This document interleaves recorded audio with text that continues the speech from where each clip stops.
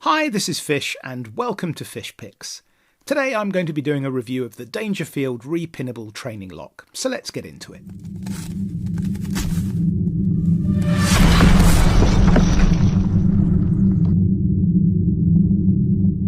If you're a regular supporter of this channel, you'll know that I'm an advocate of repinnable training locks, particularly for newcomers to locksport because they offer a cost-effective way of progressively pinning a lock with a range of standard or security pins without having to know how to gut the mechanism. In my collection, I already have LearnLockPicking.com's Ultimate Adversary Lock, which can accommodate up to 7 pin stacks. I own the Sparrow's Revolver, which is my go-to travel training tool, and I ran a giveaway for the Sparrow's Progressive Lock Set in episode 22. I think I also did a review of the Trimas 007, which is a 3-star Euro cylinder, which is a budget alternative to some of these other tools which were actually designed specifically for locksport. So, given this, you might ask, why have I invested in another training lock? Well, in part, to be honest, because I was curious to see how it fared against the others I already own, but also because this is the only grub screw access lock I have that has been designed as a cutaway, which adds another layer of value as a learning aid.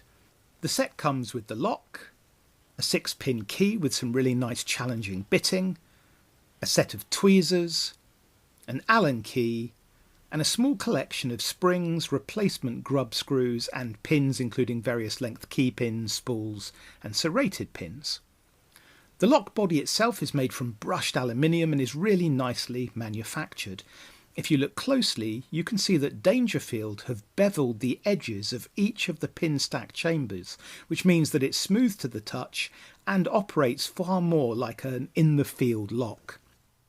Because the lock is based on a 2-ended Euro design, it's easy to have 2 pinning configurations set up, perhaps a warm-up with just 3 pin stacks populated at one end and then all 6 populated on the other.